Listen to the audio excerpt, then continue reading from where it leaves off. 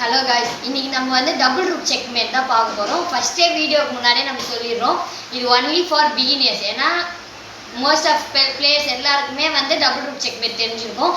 பிகினர்ஸ்க்கு எப்படி ஈஸியாக double root checkmate பண்ணுறதுன்னு சொல்லிட்டு இன்றைக்கி வீடியோவில் பார்க்கலாம். ஸோ 2 ரூக் இருக்குது. ஃபஸ்ட்டு எந்த ரூக் உங்களுக்கு தோணுதோ அதை கிங்குக்கு முன்னாடி இருக்க ரேங்க்கை வந்து கண்ட்ரோல் பண்ணிக்கணும். இப்போ கிங்கால் இந்த செகண்ட் ரேங்க்குள்ளே என்டரே ஆக முடியாது. ஒரே ஆப்ஷன் தேர்ட் ரேங்க்குள்ளே ட்ராவல் பண்ணலாம், இல்லைன்னா ஃபோர்த் ரேங்க்குள்ளே பண்ண முடியும். ஸோ இப்போ தேர்ட் ரேங்க்குள்ளேயே ட்ராவல் பண்ணுறாங்கன்னா ஆல்ரெடி இப்போ செகண்ட் ரேங்க்கில் ஒரு ரூக் கண்ட்ரோல் பண்ணிகிட்ருக்கு. சும்மா எந்த ரூக் இருக்குது? ஃபஸ்ட் ரேங்க்கில் இருக்க ரூக். ஸோ அதை எடுத்துகிட்டு வந்து தேர்ட் ரேங்க்கில் வச்சு கண்ட்ரோல் பண்ணுறோம். இப்போ கிங்கால் ஃப்ரண்ட்டில் போக முடியாது, ஒரே ஆப்ஷன் பேக்கில் போகும். இப்போ எந்த ரூக் சும்மா இருக்குது? செகண்ட் ரேங்க்கில் இருக்க ரூக். அதை எடுத்துகிட்டு வந்து ஃபோர்த் ரேங்க்கில் வச்சு கண்ட்ரோல் பண்ணுறோம். இப்போ கிங்கு வந்து இங்கே வருது. இப்போ தேர்ட் ரேங்க்கில் இருக்க ரூக்கு தான் சும்மா இருக்குது. ஸோ அதை 5th ரேங்க்கில் வச்சு செக் கொடுக்குறோம். கிங்கு வந்து 6th ரேங்க்குக்கு போகுது. இப்போது நம்ம நார்மலாக பண்ணுற மாதிரி இதை எடுத்துகிட்டு போய் 6th ரேங்க்கில் வச்சா என்ன பண்ணுவாங்க? கேப்சர் பண்ணுவாங்க.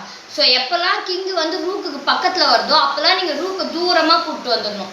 அதுக்குன்னு 2 ரூக்கையும் ஒரே ஃபைலில் வர மாதிரி பிளேஸ் பண்ணக்கூடாது, அடுத்த ஃபைலில் வர மாதிரி நம்ம பிளேஸ் பண்ணிக்கணும். ஸோ இப்போ மறுபடியும் கிங்கு வந்து 6th ரேங்க்கில் வந்துச்சுன்னா சும்மா இருக்க ரூக்கை எடுத்துகிட்டு போய் செக் கொடுக்குறீங்க. மறுபடியும் கிங் பேக்கில் போகும்.